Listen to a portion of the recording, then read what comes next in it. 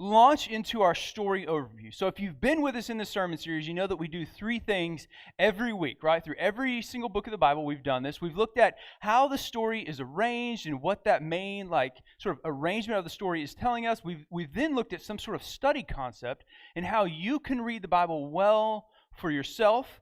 And then finally, we've capped it all off with this picture of Christ in the gospel.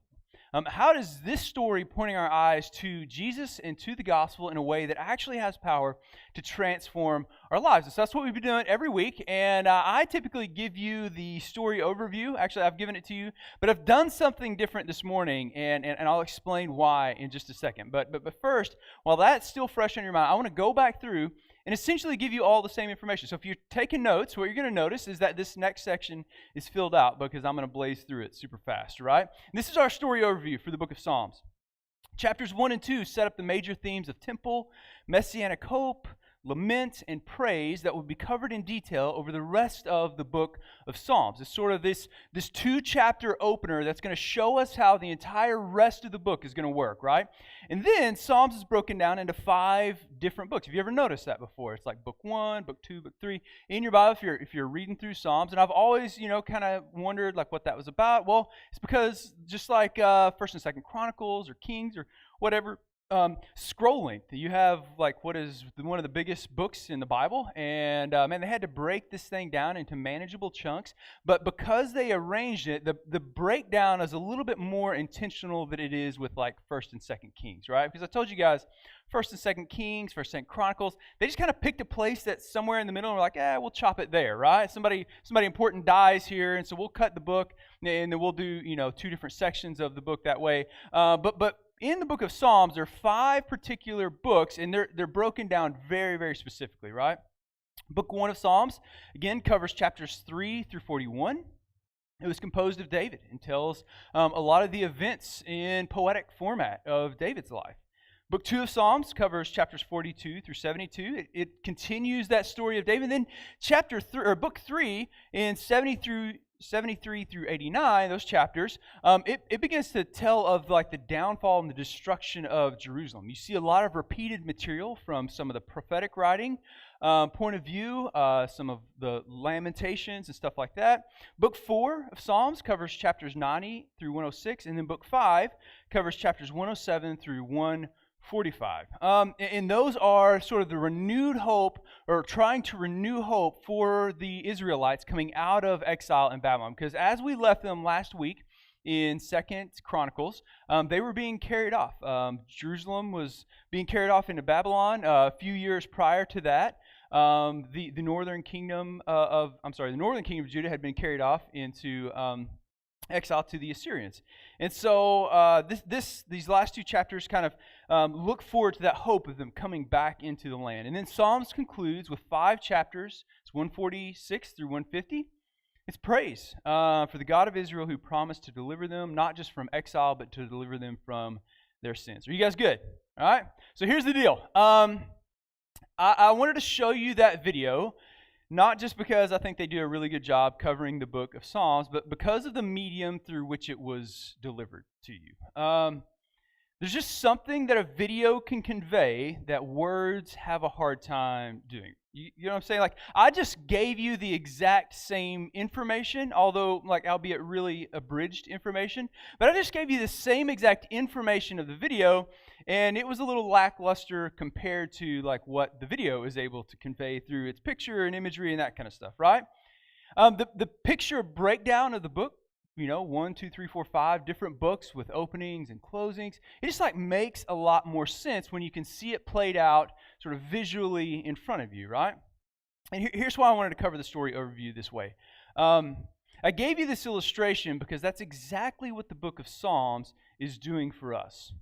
And it is a radical departure from the medium that we have been steeped in since we began this sermon series.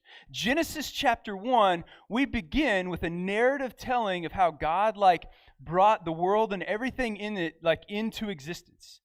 We see God raise up a people for himself through the family of Abraham. We see how that people becomes a nation and how God delivers that nation out of slavery to the Egyptians and establishes them in their own land. And it's been narrative stories, it's been character arcs, it's been nation against nation, man against God, God against nations, right? It's been all of these amazing narrative tellings that have all woven together. But what's going to happen in the book of Psalms and really going forward for the next several books is a radical departure from that medium.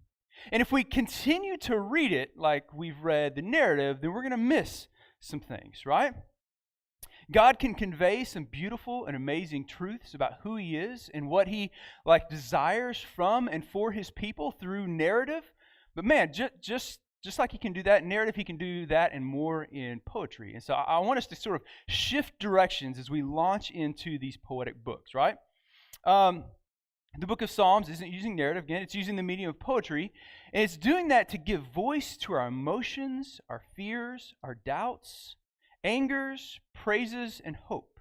All right, let me give you the purpose statement for this book that we're going to spend the rest of our time unpacking today, right? If you get your notes, this is where you'll start filling in some stuff, right?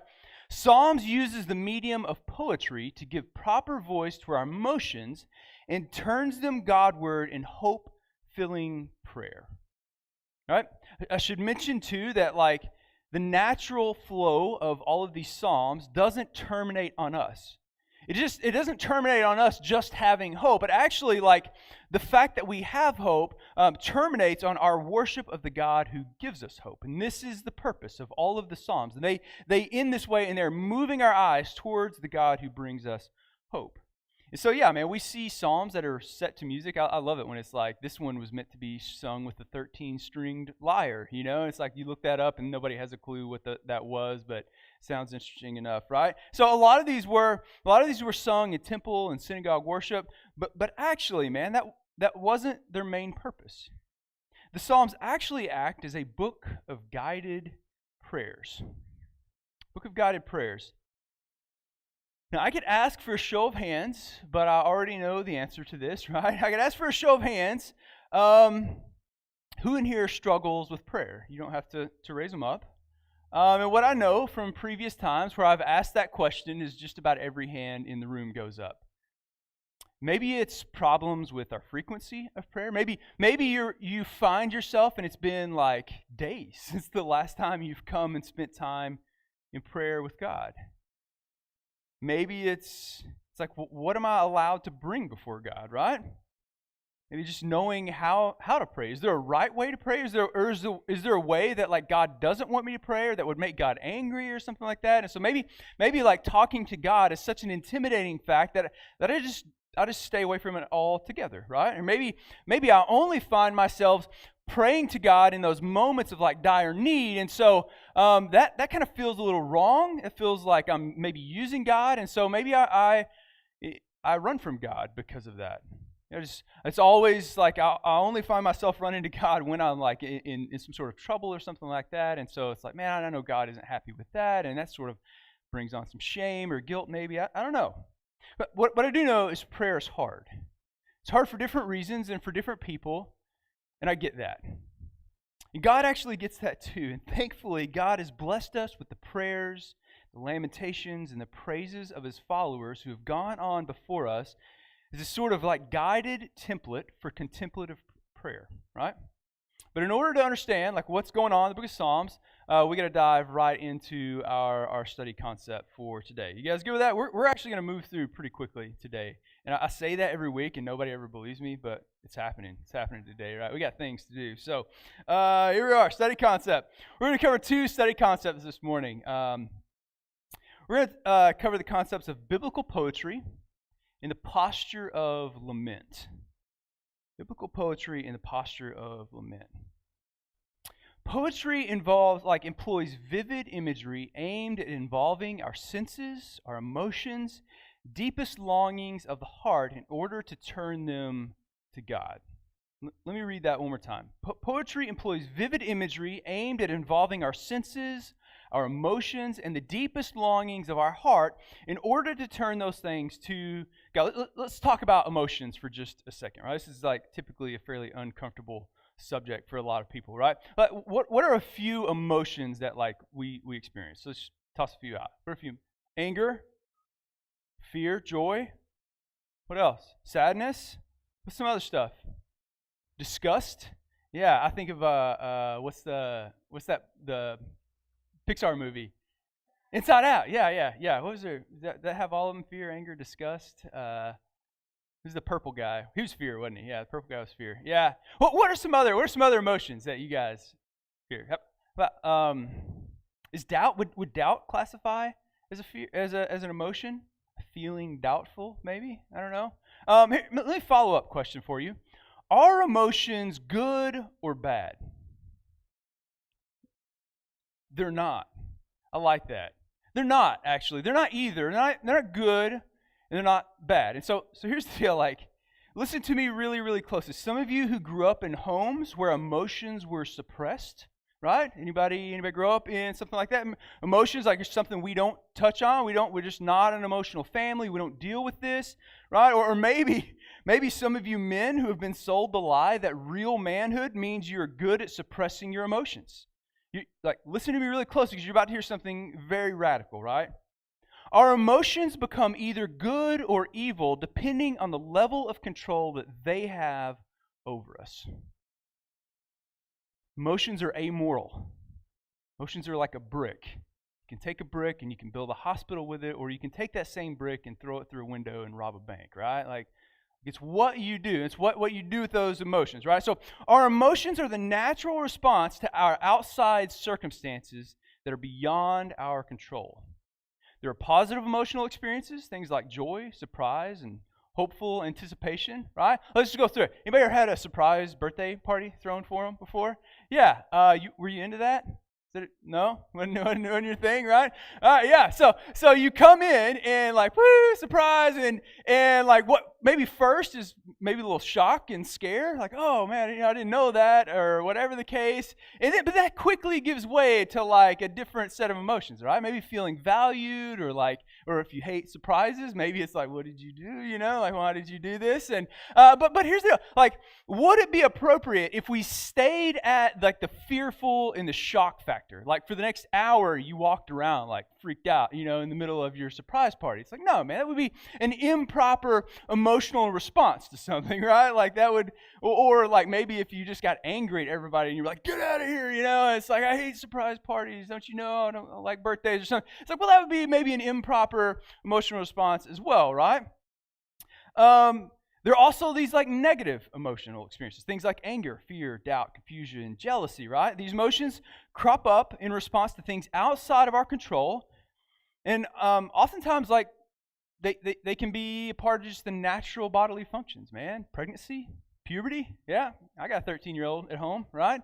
Puberty or imbalanced chemical like actions within our brains or whatever the case, right? And here's the deal. We can become prisoners of our emotions. And when we do that, we will act according to their will. And at that point, our emotions have come to control us. That's when emotions become a force of evil. Listen to me really closely. Like, anger is an emotion. Anger is an evil. Jesus got angry, right? Allowing our anger to control our thoughts, our actions, and words in a way that is sinful is when the emotion of anger becomes evil. Here's the deal. Because Psalms is aimed at involving our whole personhood to include our emotions, right?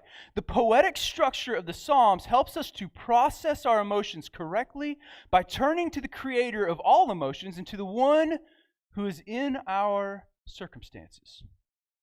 We're about to launch like headlong into the wisdom literature of the Bible. Books like Proverbs, Ecclesiastes, Song of Solomon, Job, right? All of that literature is in poetic format. Why do you think that is? Do our emotions ever drive us to do things that are unwise? Dude, absolutely, man. Let's take the book of Song of Solomon just as a case study, right? Song of Solomon is primarily centered around, okay, we've got a pretty good audience here. Song of Solomon is pretty well centered around the emotion of like sexual intimacy. Is that a strong desire? Yeah, actually, right? Some might claim that is one of the strongest, right? And what happens is you see this emotional tension build throughout the course of the book, right? And it's actually likened with a simile of fire, right? It's like, is fire good or evil? Well, yes, right, it is. And it depends really on where the fire is. Is it contained? Is it controlled? And if fire is not in the fire pit, or if it's out of control, that's when fire becomes a bad thing. And so, you see this tension build, and it's like this very good emotion, this very strong, powerful, even God-honoring emotion that builds throughout the course of the book. But then there are these moments where it stops, and the story stops, and we get this statement right here. It says, "Do not awaken love before its time." Just this rhythmic reminder throughout the whole book that is aimed at involving our emotions, and it's this very sort of steamy language, and it's dude, some of it's kind of crazy and out there. We don't tell people that we think they look like a flock of goats or something, your teeth look like a flock of goats, and it's don't tell your lady that, right? But the deal is back in the day, man, that was very emotionally involving stuff, and so it builds up this tension, but then it stops and it breaks. He says, don't awaken love before it's, don't let the fire out of its fire pit, or it will burn your house down. Do emotions ever cause us to make unwise decisions? Yeah, absolutely. Man, all the time, right? And I say all of this to say, and this is what we're studying concept of poetry, right? We don't read poetry the same way that we read narrative. You read narrative literature with a pen and notebook in hand, paying attention to details, cross-referencing previous stories or character arcs or little phrases here and there that crop back up in the reading, right? You don't read poetry that way. You read poetry with a friend and a cup of coffee. That's what you do, right?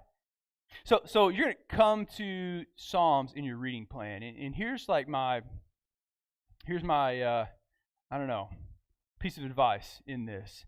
Take it out and just start reading a psalm a day. You start right now, and you read one psalm a day along with your reading plan. You can take it completely out, and it's going to for some of you, I told you guys, don't stress out if you kind of get behind, because there are going to be moments in this that we jump way ahead in our Bible reading plan. So take Psalm out, and then just start reading one book of Psalms every single day, right? One chapter of Psalms every single day, and take it slow, right? We're going to talk a lot more about how we read poetry in the coming weeks. But for now, it's enough to say that we should just read poetry differently than we have anything else in the Bible up to this point, and with different expectations than we have for narrative literature, right? Read it slowly, carefully, contemplating what emotions it is trying to evoke in you, and it's best to do this with someone else, right? So, that's poetry, and we'll talk a lot more about that coming up. But let's talk about lament. Lament. I want to start by defining lament. Lament is the prayer language for God's people as they live in a world marred by sin. And it is how we talk to God about our sorrows as we renew our hope in His sovereign care. Lament deals exclusively, man, they are having a blast back there this morning. Lament deals exclusively with those negative emotions driven by our circumstances, right? And brought on because of the sinful world that we live in. There are laments made in anger, disgust, confusion, fear, and even doubt.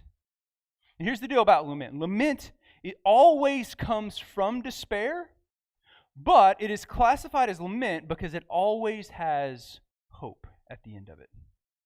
Lament always terminates in hope and ultimately worship for God. I want to read a blog post by a guy named Mark Vrogop. Forgive me, it's a little bit lengthy, but I think he does a really good job of sort of concisely putting together this concept of lament, right?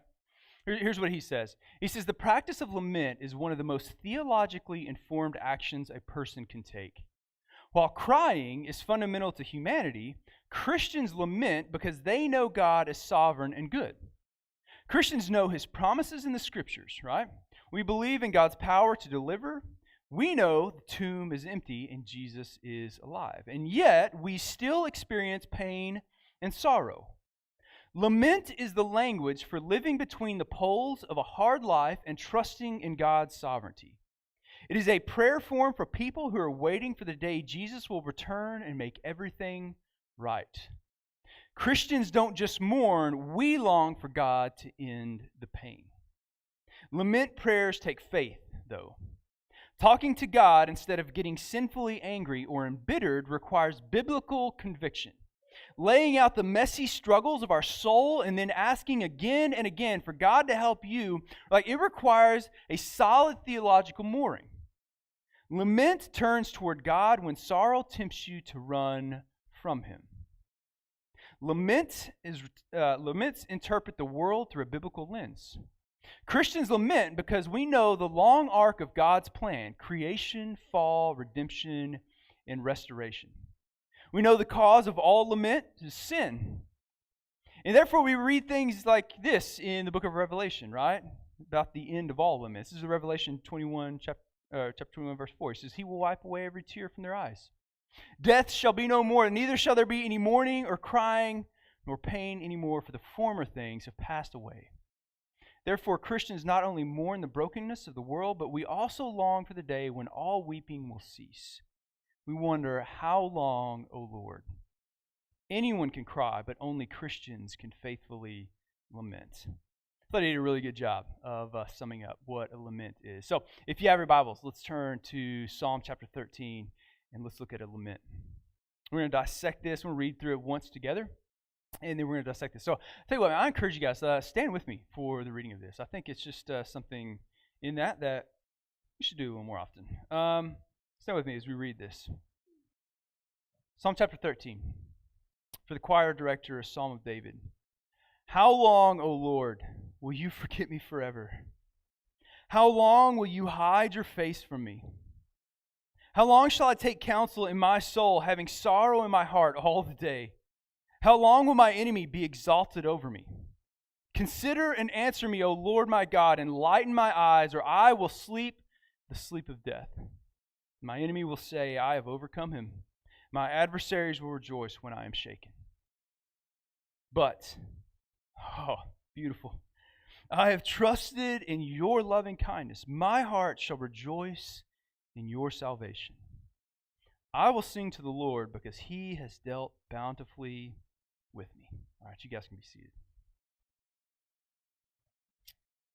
Beautiful passage, man. And we're going to take some time and dissect that this morning. And here's the deal.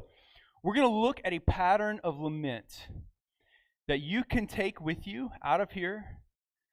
Around 40 of the 150 Psalms are Psalms of lament. That means that around 1/3, actually a little more than 40 Psalms, but around 1/3 of the book of Psalms, you're going to have a solid pattern for how you can take and read and connect with these poems of lament that really are meant to shape our emotional drive, our desires, the things that cause us to lose hope in the world, to get angry or embittered, right? You're going to walk away with a pattern that helps you read 1/3 of the Psalms well. You guys good with that, right?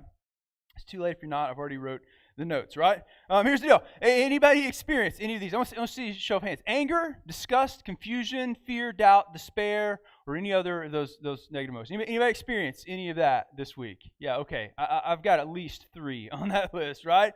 And what we're going to see is that there are 4 basic principles to lament. And we're going to dissect this really quickly, and you're going to walk away with a really awesome pattern, right? So principle number 1. To lament properly, we must first turn to God. It was subtle, but did you catch it, right? Here's how the psalmist started. Let's read it again. Psalms 13:1. How long, O Lord, will you forget me forever? How long will you hide your face from me, right? And the question is this, who do you run to when you find yourself trying to process one of these negative emotions? Is it a friend? Maybe I have that friend that it's no matter what's going on, I can sit down with that person and we can kind of work through some stuff. And here's the deal, man. Friends are great and they're awesome, but remember, lamenting isn't about solving a problem. And the problem is that oftentimes when we sit down with a friend, the desire is for someone to solve the problem with you, right? Husbands, any of you guys, I struggle with this really early on, and I mean, who am I kidding? I still struggle with it. You might hear this from their wife, I don't need you to fix the problem. Just raise them up, guys. Don't leave me alone, right? I don't need you to fix the problem, right? I don't know what to do with that, right? That blows me away because I'm a fixer and I like to fix things. And so, error, 403 code does not compute. I don't know what to do with, I don't need you to fix it, right? I need you to set with me in the emotion. I need you to be with me in the middle of this thing that is scary, it's confusing, it's angered me, it's whatever. It's like, I just need you to be with me in that. And it's like, what does that do, actually? Because I'm so fix-it-minded that, we need to stop that. We need to fix the circumstances. We need to do whatever. We need to get you through this thing. I have a hard time with that, right? Remember, it said that emotions are most often born from circumstances beyond our control. A friend is great, but what is needed in lament is companionship. Someone to sit with us in our pain, not try and solve the problem, right? How long, O Lord, will you forget me forever? How long will you hide your face? Man, that's how the psalmist David opens up his lament. Now, is it true that God had forgotten him? No, not at all, man. Actually, he's going to realize that by the time he comes to the end of this, but that doesn't change that that's how he was feeling in that moment. That was his true emotions. The point is that David began by talking to God about his deepest emotions in this moment. Y'all, we have to discipline ourselves into the habit of running there first. And it is a discipline because we don't do this naturally. Right? Naturally, when we take some emotional damage, our thing is to sort of clam up and close up and protect our soft parts, right? It's just dude, I can't get hit again like that. And so what we'll do is we have these amazing mechanisms where we can shut ourselves off and protect ourselves from any further emotional damage. And y'all, that's a bad thing. That leads to, over a period of our lives, to a bitter, harsh way of seeing the world and interacting with other people. It leads us to thinking that emotions are evil, and so we just have to do away with those things or whatever the case. That's not good. Our first and our instinctive emotion must be that we immediately go to God, to the loving God who's definitely big enough to handle those emotions, right? Principle number 2. We must be willing to bring our complaint before God.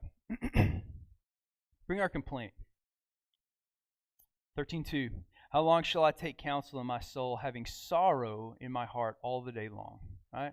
How long will my enemy be exalted over me? What's the root problem David is feeling in this moment? What was it? Anybody catch it? Sorrow, right? There's another poem of David's in Psalm chapter 6. He says, I am weary with sighing. Every night I make my bed swim. I dissolve my couch with tears. See some of the poetic language you may dissolve their couch with tears before, right? My eye has wasted away with grief. It has become old because of all my adversaries. Psalm chapter 6 is processing this complex emotion of grief. And this psalm falls right in a section of Psalms that David wrote when he was on the run from his son Absalom. In some of those Psalms, he's angry. In others, he's seeking justice or vengeance or vindication. But in this one, he is grieving. And that's just kind of how life is. It's this complex mix of all these things. Emotions are like a bag of smelly garbage, right? You know that something in there stinks, but you don't know what it is. And so figuring it out, if you were going to do it this way, I don't recommend it, right? But if you were going to do it this way, you would have to dig in there and pull stuff out and figure out what stinks. But we don't do that. We just tie up the bag and we throw it all out, right? And here's the deal, right? No metaphor is perfect, so definitely just throw the bag out if it stinks. But we can't do that with our life, right? We can't do that. We have to do the very difficult work of self-reflection and bring our honest complaint before God. Our natural tendency is to allow our emotions to fester into unwise decisions or outright sinful actions. We let things fester in our marriages that turn small problems into things that people are willing to get divorced over. We will die the death of 1,000 paper cuts because of an infection of the soul. Paper cuts aren't deadly, but the emotions, desires, unmet expectations, dashed hopes and dreams, hopelessness and anger that comes because of those negative life circumstances are what will lead us to ruin as those emotions come to control us and our actions.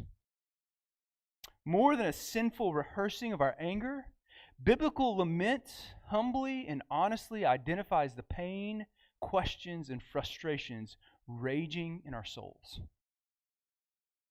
That's at the heart of what lament is trying to connect us with. Principle number 3. Super complicated. You guys ready for it?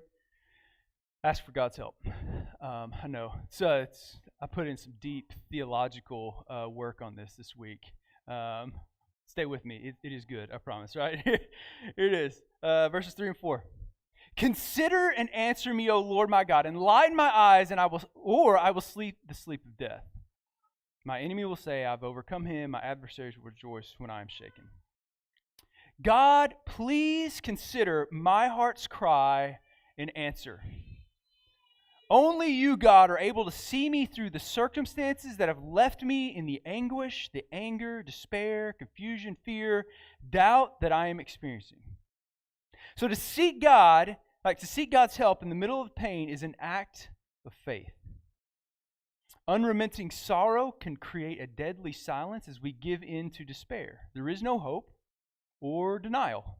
It's the one that a lot of us choose. Hey man, everything's fine, right? But lament invites us to dare to hope in God's promises as we ask for His help.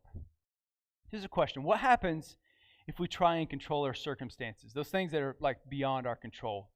I think two things. One is we can fail at that. And that's terrible, right? And that may just kind of add to or compound some of the feelings, some of the emotions. But I would submit that that's actually the most dangerous thing that can happen. The most dangerous thing that I think can happen is that sometimes we can be successful. And this often leads us to a really bad place. One where you will shrink your world down to only the things that you can control to avoid any possibility of loss of control. We will cut out relationships. We will adopt an I will only play if I can win mentality. Anybody know about that one, right? This is the very definition of faithlessness. You want an easy litmus test for whether or not this is you, especially if you got kids in here? Look at your philosophy of parenting. We are responsible for the lives of our children. We are often inclined to shield them unnecessarily. Here's the deal. You are a set of training wheels for your children. We create safe spaces for them to fail in with our hand on the back of the bicycle. If we never let them ride a bike, though, out of fear that they will fall, we have neglected our true duty to them as parents, right? That was free. That didn't cost you guys anything, right? So here's the deal. True lament sees God as the author of our lives and realizes that no circumstance ever catches Him by surprise or is out of His control. Let me say that again, out of His control. And so if you wanted to reduce the entire process of lamenting down to 2 words, they would be this. It would be look up, right? Principle number 4. Choose to trust in God. We have, instead of sort of turning inward on ourselves or turning to someone else and just letting these things fester and rehearse our anger, our bitterness, or whatever the case is. No, we've immediately brought these emotions, these circumstances before God. Then we have plainly laid out our complaint before God, and now we have asked God's help for this. And hopefully the asking of God's help has come from a place of what we know to be true about His nature, right? If your request is, God, will you kill that person? Chances are the answer is going to be no, right? Because that's not consistent with God's nature. But asking for God's help, if it comes from a place consistent with God's desire, God's will, and His nature, right? Then the next thing we have to do is just trust in Him. Here's what He says, verse 5 and 6. But I have trusted in your loving kindness. My heart shall rejoice in your salvation. I will sing to thee, O Lord, because He has dealt bountifully with me. This is the destination of our laments. All roads lead here. More than the stages of grief, if you know what that is or you've ever been through grief counseling, right? I think that's great and I think it's powerful in its own right, but this prayer language moves us to renew our commitment to trust in God as we navigate the brokenness of life. Yes, God is able to fix the circumstances that have led us to lament, but what if that isn't his plan? What if the circumstances that we may like immediately view as terrible are actually something that's really for our benefit? You ever been there? And you live through this thing, and you're like, dude, how could life get any worse? And then you come to the end of it, and you're like, holy smokes, I dodged a bullet in that. Like what I thought was really bad was something that God was doing in me or like for my circumstances. And I just had such a limited, like temporal view of the world around me that I couldn't see the beauty of what he was doing in this thing. Sometimes though, man, it's really hard things. The loss of a child, a loved one, like what do you do with that? What do you do with that? Like, there's no fixing that, you know? It's not like things will get better from that at the end of the road. And so what do we do with those emotions and the pain? And I don't know.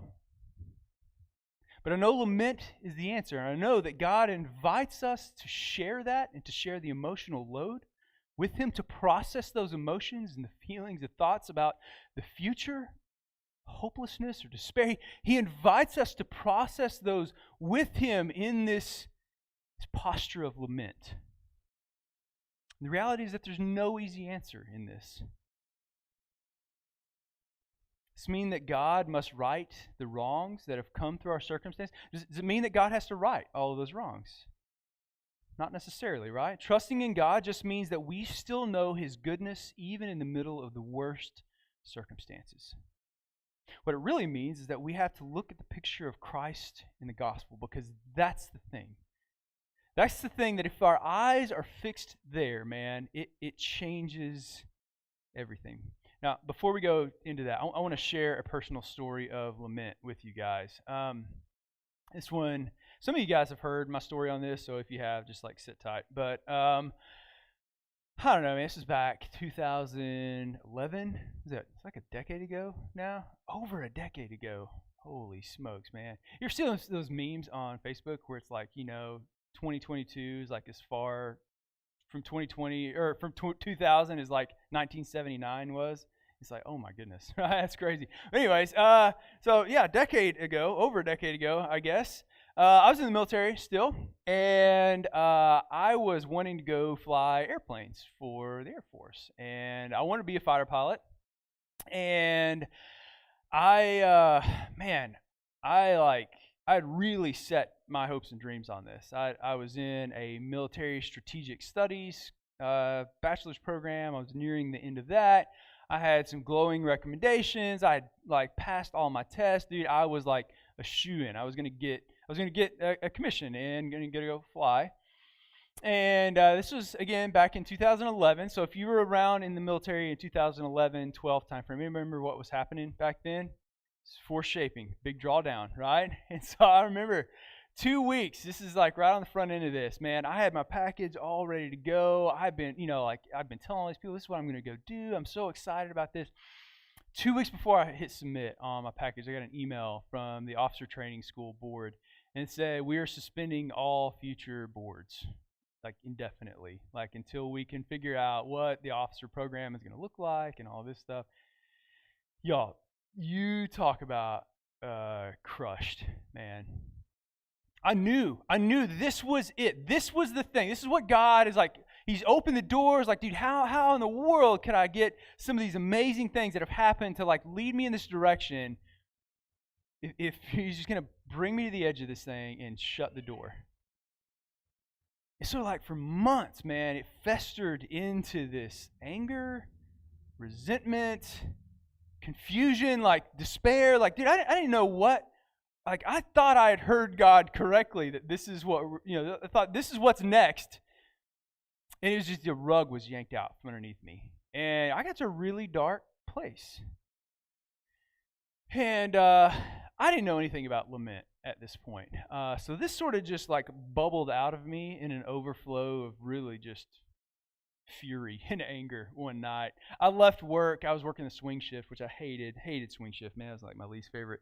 Um, and so I lived on base about 5 minutes away, and so it was dang near midnight. I'm driving home, and just work was terrible, and hated it. I left like just miserable. I was like, well, I guess this is what I'm going to be doing for the next 18 years of my career, and it sucks. And so I get in the car, and it's Florida, summertime, I roll down the windows, and it just sort of like comes out of me like, God, I'm angry at you. Where are you? Where are you at in the middle of this? Like I really thought I was trying to pay attention, like trying to follow after you. Like where you just brought me to the edge of this thing and then cut the branch off behind me. Dude, I just like gut honest, like laid it out to God. Very accusatory, very like, I grew up, you didn't talk to God that way. But I didn't really know what else to do. Angry. I got to the house, and I kind of had this moment of like, all right, God, like just me and supposedly you here. And so if you like have something to say for yourself, then like say it now. I talked out loud. I never forget. I had this whole conversation out loud. I stopped at a stoplight. The guy next to me thought I was like insane. He like looked at me and just kind of drove off. But I get to the house, and I sat in the driveway, and I'm like, this is your moment. If you're real, and if you're like here, and you're in the middle, it's like you need to show up, and you need to say something right now. Like nothing. That's what I thought. I rolled up the windows, walked in the house, and Charlotte was like weeks old at this point, maybe, I don't know, a few months old.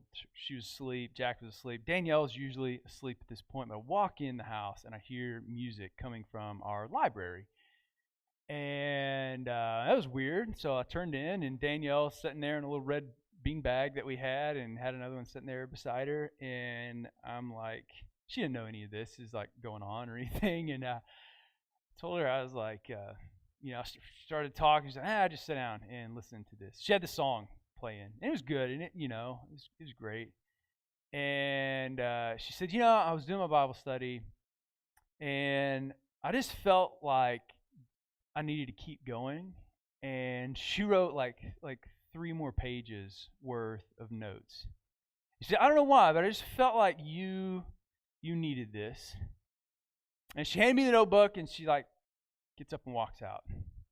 Y'all, it was the other side of the conversation if God could have been in that car.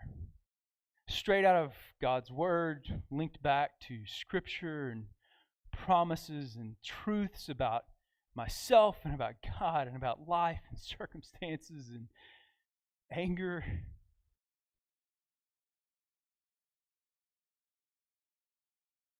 He didn't like make it better,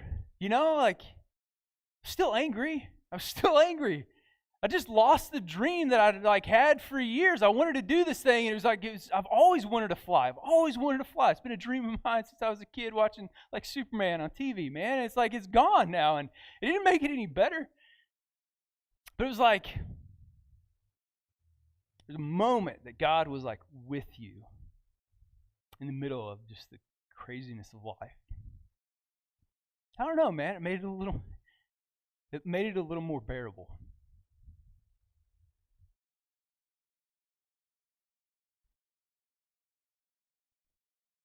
Picture of Christ in the gospel. The book of Psalms is replete with these pictures, even these outright prophecies about Jesus, right? But what I want to do today is just continue our conversation about lament, right? All of our laments, they have to terminate on Jesus and the gospel. Because it is as our eyes are turned back to Him that we find ultimate satisfaction, comfort, rest in the middle of struggle and pain and loss, right? If you ever get lost in one of these Psalms of lament, just turn here. Revelation 21 verse 4, we already read it, right? Just turn here. If you ever get lost in the middle of these laments, and read this. And He will wipe away every tear from their eyes. There will no longer be any death, Amen. There will no longer be any mourning or crying or pain, for the first things passed away. That moment right there, that is the moment where sorrow will end. And if you have placed your hope in Jesus, that is the moment where He will take away any and all things that could lead to our sorrow, fear, crying, anger, despair, doubt. If you have trusted in Jesus, then not even death is the end of your story, or of other people's story for that matter, right? This is the moment that lament is meant to fix our eyes on. It is the moment that lament is meant to produce a longing and even worship for the one who will set all things right. Again, it may not seem like much in the middle of crisis, but it is 100% better than anything the world has to offer in this area, right? The best the world can do is to try and massage the pain or cope with the negative emotions until time sort of passes and dulls that pain. It's the best it has to offer. There's no real healing in that. There's no real hope in that. It may not help the pain in the moment, but it is a future hope that keeps us from utter despair. So in the Psalms, Jesus is the ultimate hope that lament is focusing us on in the object of our praise. I love this quote by Mother Teresa. I think I've used it before maybe. This is in light of heaven, the worst suffering on earth.